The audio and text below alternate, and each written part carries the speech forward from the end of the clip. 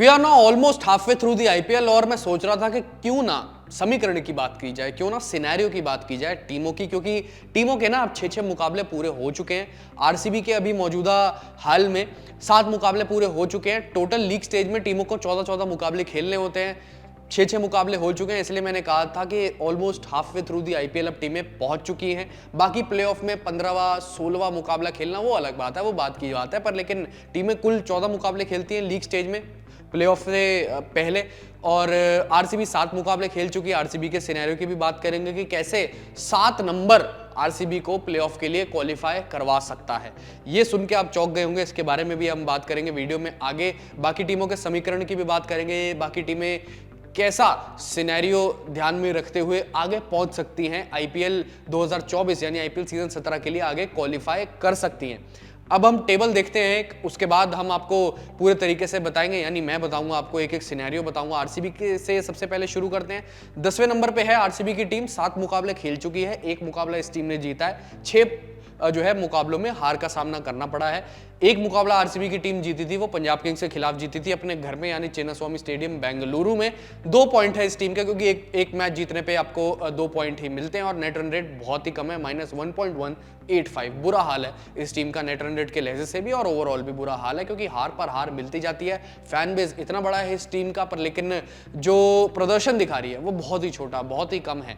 पर हम आपको बताएं, यानी मैं अगर आपको बताऊं कि आरसीबी 7 नंबर को ध्यान में रखते हुए कैसे आगे प्लेऑफ के लिए क्वालिफाई कर सकती है, वो कुछ ऐसा है। आरसीबी के दोस्तों अब बचे हैं 7 मुकाबले जो उनको जीतने ही पड़ेंगे, यानी 7 मुकाबले अब उनको खेलने हैं। 7 उनके हो चुके हैं, 7 मुकाबले बचे हैं, यानी आधे मुकाबले वो खेल चुकी है जिसमें सिर्फ 1 मुकाबला जीती है। और जो बाद के अब 7 मुकाबले बचे हैं आईपीएल के जो प्लेऑफ है उससे पहले जो होने हैं, अब वो 7 के 7 मैचेस जीतने हैं आरसीबी को। एक में भी हार मिलती है तो पुलिंदा बन सकता है आरसीबी का, और कहीं ना कहीं फिर बाकी जो छठे 5वें कह सकते हो या 7वें नंबर की टीम, या बिल्कुल जो रीसेंट टीम होती है, यानी कि बिल्कुल एकदम डायरेक्ट नीचे टीम होती है 4थे नंबर से, उन पर डिपेंड करना पड़ेगा आरसीबी को, और मैथमेटिकल कैलकुलेशन वहीं से लगनी शुरू हो जाएगी, जैसे हर साल लगती ही लगती है 2016 के बाद से। तो कहीं ना कहीं इसलिए 7 नंबर पर डिपेंडेंट होना पड़ेगा आरसीबी को, क्योंकि 7 मुकाबले बचे हैं, 7 के 7 में जीत हासिल करनी पड़ेगी आरसीबी को। अगर आप शुरुआत से चलें तो पॉइंट्स टेबल पर फिलहाल के लिए नंबर 1 है राजस्थान रॉयल्स, और राजस्थान रॉयल्स को क्वालिफाई करने के लिए अब 8 मैचों में सिर्फ 3 जीत की दरकार है। 3 जीत कर लेती है अपने नाम तो वो क्वालिफाई कर लेगी। बहुत आसान है, क्योंकि शुरुआत से अगर आप जीतते हुए आते हैं ना, शुरुआत से अब अगर आपकी जो टीम है वो स्ट्रेंथन होती है और कहीं अगर आपकी टीम में वो जोरदार प्रदर्शन देने की क्षमता होती है तो आपके लिए कोई दिक्कत नहीं आती, बल्कि आपके पास नाम भी बड़े होते हैं, उनके दर्शन भी बड़े होते हैं। ये नहीं होता कि आपके नाम बड़े और दर्शन छोटे। वो टीम है राजस्थान रॉयल्स। और अगर आप दूसरे नंबर की टीम की बात करें केकेआर की, तो केकेआर के 8 पॉइंट है, 9 मुकाबले बचे हैं इस टीम के अभी, और 9 मुकाबलों में 4 जीत करनी है, क्वालिफाई कर सकती है। एसआरएच 8 मैचेस उनके बचे हैं और 8 मैचेस में 4 जीत उनको हासिल करनी है। पॉइंट्स है अभी 8। सबसे ज्यादा पॉइंट्स अभी मौजूदा पॉइंट्स टेबल में है राजस्थान रॉयल्स के, जिनके पॉइंट्स है 10। उनको सिर्फ 3 जीत अपने नाम करनी है 8 मैचों में। बहुत आसान काम है।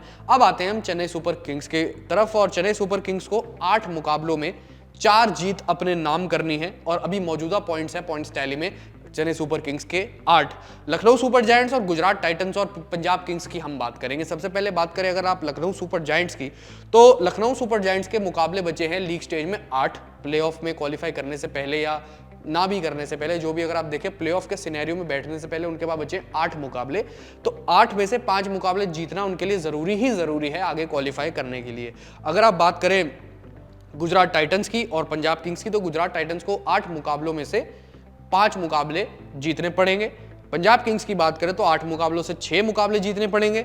मुंबई इंडियंस की बात करोगे तो 8 मुकाबलों में से 6 में जीत दर्ज करनी है उस टीम को। मौजूदा पॉइंट 4 है, क्योंकि 2 लगातार जीत अपने नाम करी थी इस टीम ने, और पिछला मुकाबला सीएसके से हारी है ये टीम अभी। और दिल्ली कैपिटल्स को 8 मैचेस में 6 जीत दर्ज करनी है। आरसीबी के लिए तो दोस्तों मुश्किल है ही है ये सिनेरियो, पर लेकिन दिल्ली कैपिटल्स की बात करो तो दिल्ली कैपिटल्स के भी मौजूदा पॉइंट्स हैं 4 और 8 में से 6 मैचेस में जीत दर्ज करनी है हमें दिल्ली कैपिटल्स को। मुंबई इंडियंस की अगर आप बात करो तो मुंबई इंडियंस के भी 4 पॉइंट है अभी फिलहाल पॉइंट्स टैली में, तो 8 मैचेस में से 6 जीत दर्ज करनी है अभी जो है मुंबई इंडियंस को अभी, और 8 में से 6 ही जीत दर्ज करनी है पंजाब किंग्स को। हाल जो है अच्छा हो सकता है Sunrisers Hyderabad, Lucknow super giants और गुजरात टाइटंस का। अगर आप बात करें लखनऊ का, तो लखनऊ को 8 में से 5 जीत दर्ज करनी चाहिए। 1 या 2 मुकाबले हारती है तो कोई दिक्कत नहीं होती है, वो अपने जो है सीढ़ी पर धीरे धीरे करके पहुंच सकती है और अच्छा प्रदर्शन दिखाना पड़ेगा टीम को। गुजरात की बात करो तो गुजरात को भी 8 में अभी 5 जीतने हैं। 1 मुकाबला हार जाती कोई दिक्कत नहीं है, पर लेकिन बाकी जो मुकाबले जीतने पड़ेंगे। जीटी को अपने नेट रन रेट को भी ध्यान में रखना पड़ेगा, वो मार्जिन बड़ी रखनी पड़ेगी उस चीज का, और same goes with Lucknow super giants. Sunrisers Hyderabad की बात करो तो सनराइजर्स हैदराबाद को 8 में से अभी 4 मैचेस जीतने हैं, 8 पॉइंट हैं उनके। तो सनराइजर्स हैदराबाद तो ऐसा दमदार प्रदर्शन दिखा रही है जिससे कि वो पहुंच सकती है प्लेऑफ के सिनेरियो में, बैठ सकती है और क्वालिफाई कर सकती है प्लेऑफ्स में। तो अभी के समीकरण के हिसाब से दोस्तों तो मुश्किल लग रहा है मुंबई इंडियंस, दिल्ली कैपिटल्स और रॉयल चैलेंजर्स बेंगलुरु के लिए, क्योंकि रॉयल चैलेंजर्स बेंगलुरु के लिए तो बहुत ही ज्यादा मुश्किल है। डीसी के लिए तो फिर भी अभी थोड़ी सी राहत की सांस है, और मुंबई के लिए भी अब बाकी बचे हुए मैचेस इनको जीतने पड़ेंगे। कोई बात नहीं, एक मुकाबला हारने से कोई फर्क नहीं पड़ेगा, लेकिन बाकी जीतने बहुत जरूरी पड़ेंगे। और अगर आप बात करें जीटी की, लखनऊ की, तो इन्हें लगातार अब जीतने पड़ेंगे। एक आध हार जाए कोई दिक्कत नहीं, पर लेकिन उसके बाद बड़े मार्जिन से भी जीतने पड़ेंगे इन दोनों टीमों को। तो बाकी ऊपर की जो टीमें हैं, Rajasthan Royals, KKR, Sunrisers Hyderabad, CSK, तो इनके लिए थोड़ी सी ना टेंशन कम है अभी, ये जीत सकती हैं। अगर आने वाले टाइम में अब हार मिलती है, यानी कि अभी हमने सिर्फ बात करी half way through the tournament की, आगे आने वाले टाइम में जब मैं वीडियो बनाऊंगा और अभी जो है जो थोड़ा सा प्लेऑफ से कम टाइम रह जाएगा, उसमें भी मैं सिनेरियो बताऊंगा। उसमें अगर थोड़ा सा दिक्कत होती है किसी टीम को, उसके बारे में बताऊंगा। तो आपकी क्या राय है, क्या आरसीबी 7 में 7 जीत पाएगी? क्या डीसी और एमआई जो उनके बचे हुए 6 मुकाबले हैं 8 में से जीत पाएगी 6 के 6 मुकाबले? कमेंट सेक्शन में जरूर बताएं। जीटी और एलएसजी के सिनेरियो के बारे में भी कमेंट सेक्शन में जरूर बताएं। फिलहाल अभी के लिए इस वीडियो में इतना ही।